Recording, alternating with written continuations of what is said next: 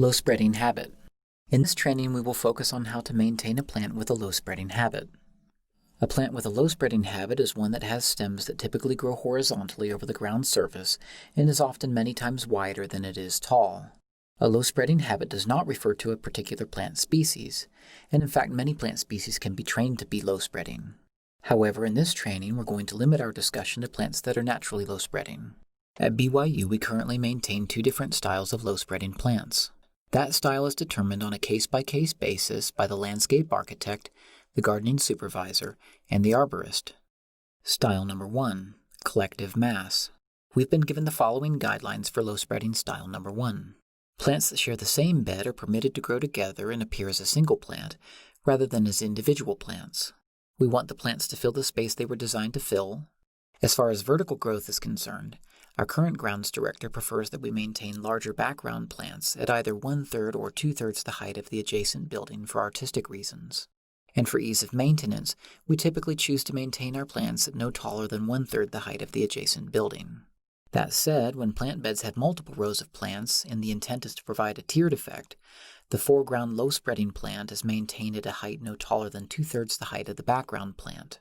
When plant beds include a single row of low-spreading plants, the height at which those plants are maintained depends on the plant's value in the landscape. So, for instance, and like we talked about in the general pruning segment of our training, plants can be used to add beauty and variety, encourage privacy, soften the appearance of things like building foundations, and mask things like fences, AC units, etc. That said, the height of the plants in this scenario is determined on a case-by-case basis by the landscape architect, the gardening supervisor, and the arborist. As far as horizontal growth is concerned, we do not allow plants to grow out of bounds and overrun things like other plants, fire hydrants, valve indicators, floodlights, landscaping rocks, etc. When plants need to be reduced vertically or horizontally, we use natural target pruning to help maintain a more healthy natural appearance and to help slow down the growth rate of the plant. This is particularly true at the edges of the space the plant was intended to occupy. And like we talked about in the general pruning segment of our training, when plants need to be reduced, we thin out the older, thicker stems and also bevel and vary the lengths of the stems at the edges of the plant bed. Style number 2, individual plants. We've been given the following guidelines for low-spreading style number 2.